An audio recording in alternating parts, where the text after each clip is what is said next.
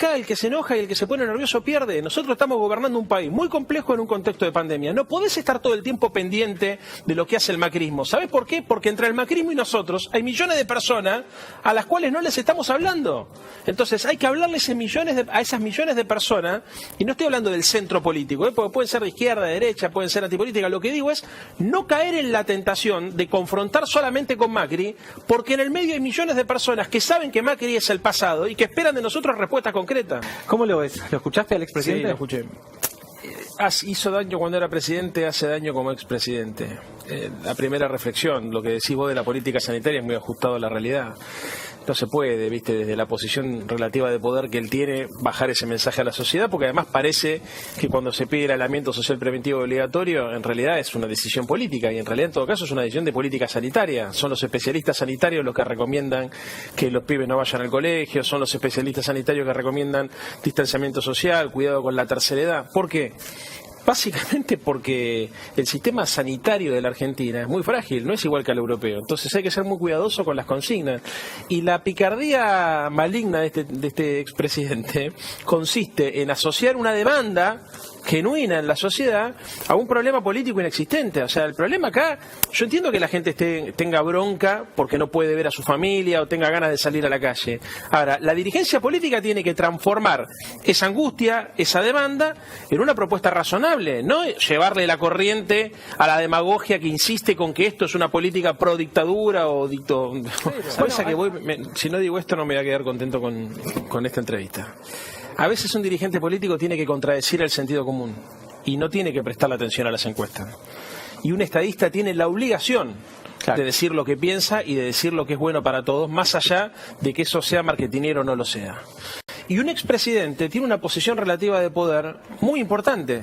La va a tener de por vida, como la va a tener Cristina, como la tiene Duhalde. Vos fijate, Duhalde hizo una cosa que nos llama la atención y es tapa de todos los diarios. Entonces, si ponemos dudas en relación a la política de aislamiento, a la necesidad de cuidar, si ponemos dudas sobre la cuarentena, más allá de que la cuarentena como la conocemos no es más, o como la conocimos el 20 de marzo no es más como era, pero estamos hablando de una administración de las relaciones humanas y entender que no es como era antes del 20 de marzo, donde no importaba si nos abrazábamos, ¿no es cierto? Es un negador serial, qué sé yo. A mí ya está, me aburre hablar mal de Macri. ¿Sabes por qué? Porque creo que hizo tanto daño que hasta su propia base electoral sabe que no tiene futuro político. Lo importante acá, me parece, es qué se plantea para adelante. Juan, está claro que las políticas de ajuste neoliberales hoy son absolutamente imposibles de plantear en una Argentina como la nuestra, donde la economía se achica como consecuencia de la pandemia. Y esto es lo importante, porque la pregunta que yo me haría es, bueno, está bien, hay muchas cosas que a usted no les gusta, pero ¿qué proponen? Porque en el que proponen... Esto es lo bueno, que no, pero a ver, en el que proponen en términos de programa de gobierno, la excusa siempre es la misma. ¿Qué proponemos nosotros? Proponemos que achiquen el gasto público, que reduzcan el déficit fiscal. En este momento, ese tipo de políticas, que serían políticas procíclicas, derrumbarían aún más la economía. ¿Se entiende? Entonces, acá hay dos formas de abordar esto. Por la nota de color, si querés, para ver cuál fue el furcio que cometió Macri o de qué manera logra hacer una autocrítica sin hablar de sí mismo y tratando de echarle la culpa al otro, que en realidad es esto lo que vimos. O por otro lado, decir, bueno, a ver, ¿qué propone Macri, qué propone la gente que está de acuerdo con Macri? Entonces, cuando analizás eso, te das cuenta que la propuesta generaría mucho más dolor del que estamos pasando hoy. Porque todas las propuestas procíclicas de ajuste del gasto público, digamos, ¿no? Esta lógica de incluso la propuesta sanitaria. Incluso la propuesta sanitaria parte de una premisa, que es que desconoce el grado de restricción social, económica y cultural que implica la pandemia. Ellos hablan como si no estuviéramos en pandemia, y algunos de nosotros cometemos el mismo error. No estamos entendiendo las restricciones que tiene el gobierno argentino a partir de la pandemia, las restricciones en términos políticos y las restricciones en términos económicos y financieros. Entonces, vamos a discutir qué quieren hacer con la Argentina. ¿Es viable hoy en la Argentina echar 2 millones de empleos públicos? ¿Es viable? ¿Es viable reducir las jubilaciones? ¿Es viable terminar con la asignación universal por hijo? ¿Es viable esto?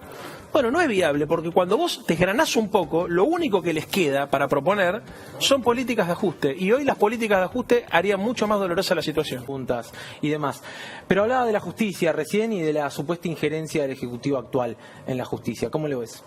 Es la filosofía del cinismo. El tipo que trasladaba jueces a dedo, que quería meter jueces de la Corte Suprema por decreto, habla sobre la injerencia del poder político en la justicia. Bueno, también habló en un momento de la AFI y lo trató de rescatar a su amigo Arribas. Insisto, creo que es un error tomar en serio lo que acabamos de ver.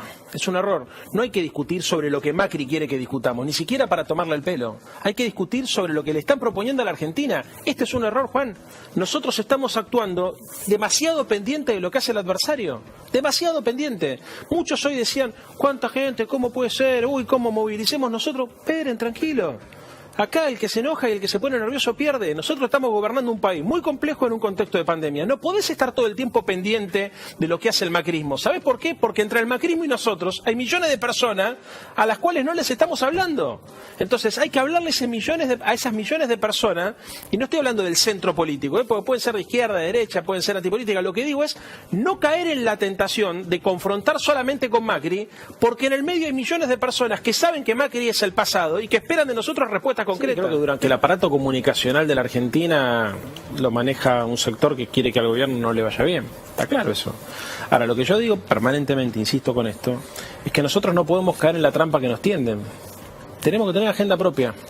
Y tampoco estar tan pendiente de lo que dicen los diarios, lo que dice la oposición. Los debates con la oposición se dan en el marco del Parlamento, pero vos después tenés que tener una agenda propia y a la militancia puesta en la defensa de las conquistas que nosotros obtuvimos hasta acá, que fueron muchísimas.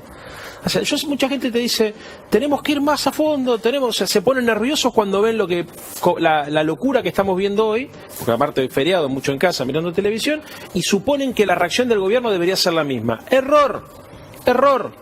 Nosotros en 9 meses, con pandemia, renegociamos la deuda externa, generamos el IFE, el ATP, los créditos para la gente, los autónomos, millones de cosas que se hicieron, la tarjeta alimentar, los remedios gratis.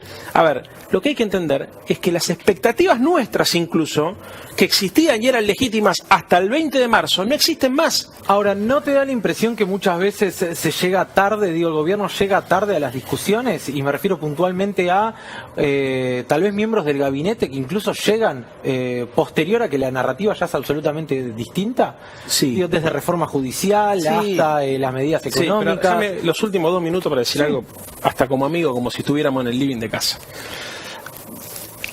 Yo no estoy en el gobierno. Yo soy militante político, soy legislador de la ciudad y me pongo la camiseta, primero de Argentina y después del Frente de Todos, para defender el proyecto político que votamos entre todos, que ganó las elecciones y que la va a transformar a la Argentina. Pero no puedo dar respuesta por las cosas que hacen o no hacen los funcionarios. Porque además es una cosa muy loca. Inclusive algunos te dicen, es un gobierno tibio porque son alfonsinistas. Y yo, pero pará, tranquilo. A ver, porque yo vengo del alfonsinismo, pero no gobierno.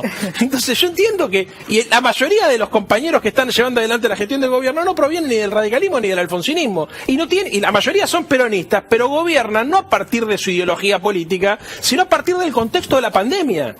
Entonces, viste, la falta de velocidad, la falta de respuesta, la falta de duración se explica esencialmente porque quien gobierna restringido por la pandemia.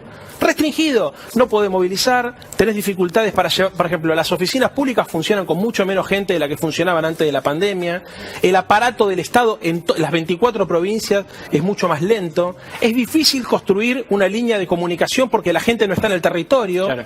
Entonces, lo que digo es, insisto con lo mismo, defendamos los valores y las ideas por las cuales... Todo eso la oposición lo sabe, Leandro.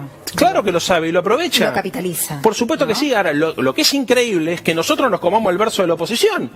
O sea, la oposición te instala el verso de que es un gobierno que débil y que no gestiona, y en el medio de la pandemia renegociaste, ¿cuánto? 85.000 millones de dólares. Que dejaron ellos, además. Que dejaron ellos. O sea, es una cosa insólita. Y en el medio de la pandemia, además, donde es imposible exportar, donde se complica muchísimo el comercio mundial, nosotros estamos dando una pelea por el tipo de cambio que parece que algunos no se dan cuenta. Entonces, no es joda. Cuando vos gobernás, cada decisión que tomas impacta en 10 lugares. Cuando estás en la oposición no impacta solamente en la tapa de los diarios. Ahora, cuando gobernás, los errores o los aciertos impactan en el tipo de cambio, en la tapa de los diarios, en el humor de la gente, en el precio del azúcar, en el precio del pan. Es más complicado. Gracias, Leandro, como siempre. Amigo. Militante político y nada, yo soy parte de un proyecto político, tengo la camiseta. Lo que no podemos permitir son las desviaciones individualistas de aquellos que siendo parte del proyecto están pensando cómo construyen su propio capital político. Ese tipo de mezquindades son intolerables en un proyecto colectivo.